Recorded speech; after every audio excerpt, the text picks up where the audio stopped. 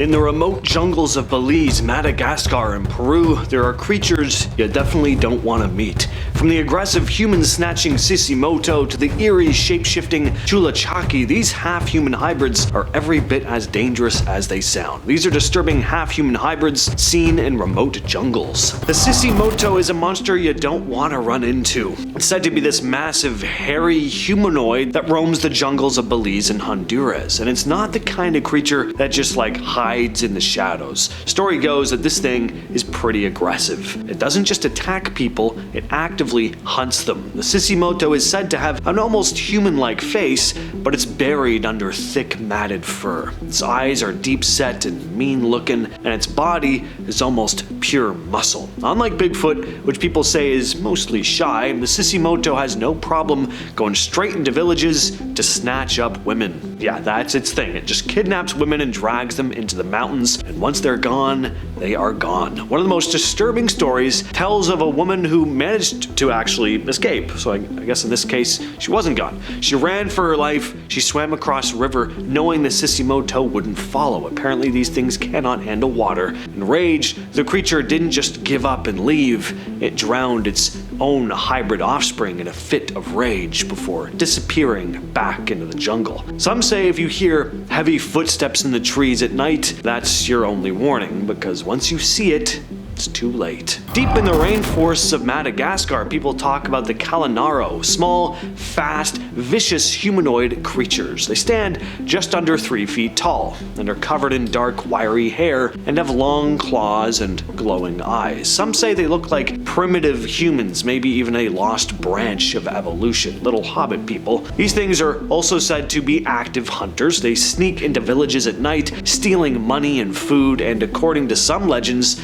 they snatch up youngsters too. People say if you hear eerie whistling in the jungle, it's them calling to each other, planning their next move. They're also said to leave behind twisted gifts like animal bones and strange carvings or tufts of their own hair, almost like a warning. And then there's the water story. Fishermen tell of seeing them near rivers, watching them from trees, but when people get too close, the Kalanoro don't run, they dive straight into the water and vanish, like they've got gills or some kind of unnatural way of staying submerged. If you ever find yourself deep in the Amazon and spot a familiar face, maybe a friend, a relative, or even yourself, you just turn around and run, because there's a good chance you just saw the Chullachaki, and that never ends well. Also, if you ever just see your own face somewhere that's other than a mirror, probably not a good thing no matter what the case. But the Chullachaki is a shape-shifting entity from Peruvian folklore, a jungle trickster that lures people off the path, never to be seen again. It can look like anyone,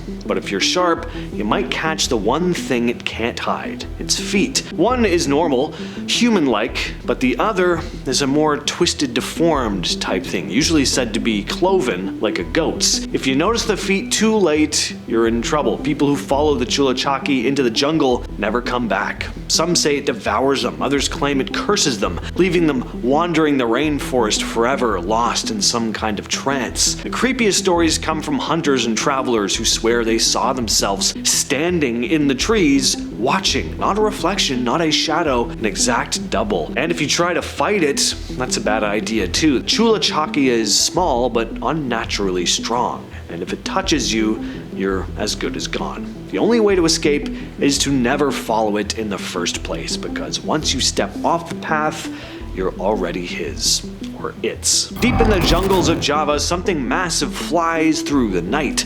It's not a bird, it's not a bat, it's something else. This thing is an absolute nightmare with wings, a gigantic bat-like creature with a 12-foot wingspan, glowing red eyes, and a face that some describe looking oddly human-like. Technically more gorilla or monkey-like, but close enough. The creature is named after the sound it makes, Ahool, an eerie, echoing cry that cuts through the jungle at night. Locals say if you hear it close, it's already watching you. Some say the Ahool is just a giant bat, maybe an undiscovered species, but bats just don't get that big. Largest bat wingspan on record is 5 feet, officially. And bats don't have monkey faces either, fortunately. And again, this thing stalks and hunts. There are stories of fishermen on the river vanishing without a trace, their boats found drifting with deep claw marks gouged into the wood. The unlucky ones who've seen it up close say its eyes glow in the dark, locking onto you before it vanishes back into the trees. Is it a lost species? Is it just a demon? Well, whatever it is,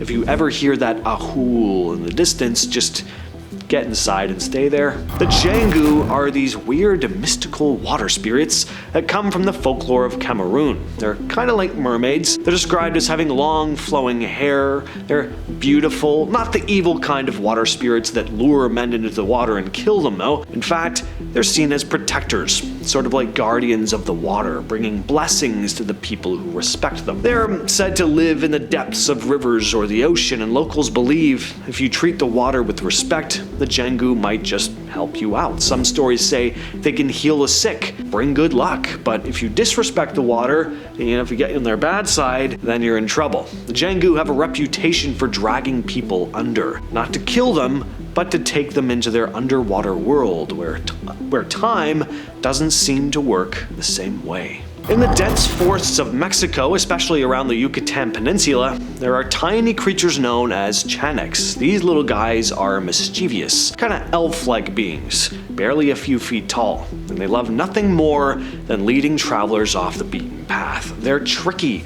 You can be walking through the jungle, minding your own business, and then suddenly you've lost your way. You'll think you've been walking for hours, only to realize it's been minutes. But worse than that, you'll feel like you're in a dream where nothing makes sense. Some say these little spirits are responsible for people getting lost for days in places that seem familiar, only to come out and realize they've wandered miles off course.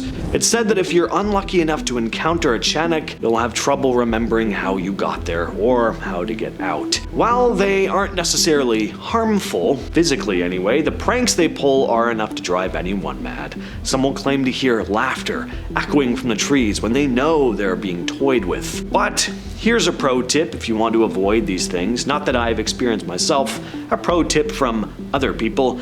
Leave a small offering like tobacco or food to keep them happy. Otherwise, be prepared to wander forever in their little pocket of the jungle. Deep in the Amazon rainforest, there's a creature that hunters and locals fear more than jaguars or anacondas, the Mapinguari. If you see it up close, you probably won't live long enough to tell the story. Descriptions of the creature vary, but most agree it's this hulking beast standing up to 10 feet tall with thick, matted fur and a single glowing red eye in the middle of its forehead. That sounds bad enough already, but it gets worse. The creature is also said to have a second mouth right in the middle of its stomach. Witnesses say it lets out a horrific guttural scream. If you're unlucky enough to get close, the smell alone could knock you out. It reeks of death and rotting meat. Some believe the Mapinguari was once a shaman who defied nature and was cursed to wander the jungle forever. Others think it's a prehistoric beast that never went extinct, a leftover from a time when humans weren't at the top of the food chain. Either way though, hunters avoid areas where strange, deep footprints are found, and travelers who ignore the warnings sometimes just don't come back. Hiding in the subtropical forests in the remote Garo hills of northeast India is the Mande Barung, said to be a terrifying half-human, half-ape hybrid that's been stalking the jungles for centuries, if not more. It stands at around 6 feet tall, with long arms that drag almost to the ground, and its face looks like a cross between a human and an ape. They're said to be clever. Locals say that the Mande Barung aren't just beasts, they know how to set traps and ambush humans in the jungle. When you're alone and vulnerable, that's when they strike. People who've encountered them say they've been stalked by these creatures for days, hearing heavy footsteps but never seeing their stalker. Some even claim to have had close encounters. One tourist said he looked up to find one watching him from a tree, its glowing eyes staring down with what almost seemed like curiosity. And that's the real horror. You're not just dealing with an animal, but something that's aware of you, studying you like a predator. In the jungles of Mexico, there's said to be a creature called the Tzitzimime.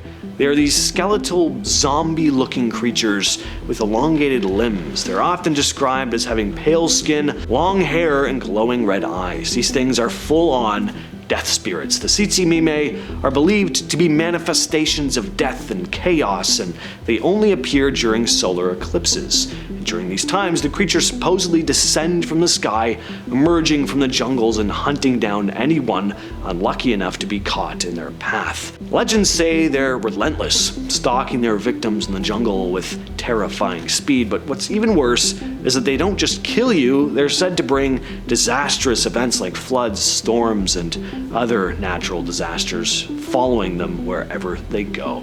Now this last one is going to sound pretty generic at first, but it's actually pretty terrifying. If you're at all creeped out by the idea of Bigfoot, well, Bigfoot's got nothing compared to the Gugwe, a creature said to stalk the deep forests of Canada and the Pacific Northwest.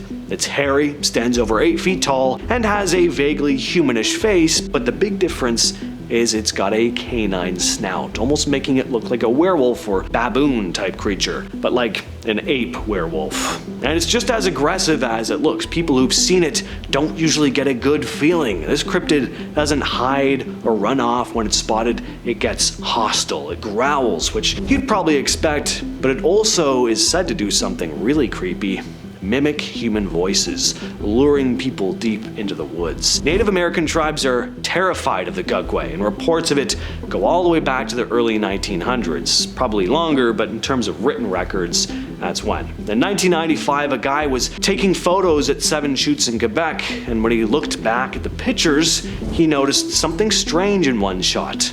This. Now the image is blurry, sure, but I would not want to be anywhere near whatever that thing is, because that kinda looks like a Gugwe to me. With all that said though, I've been your host James, and I'll catch you, yes you specifically, in the next video.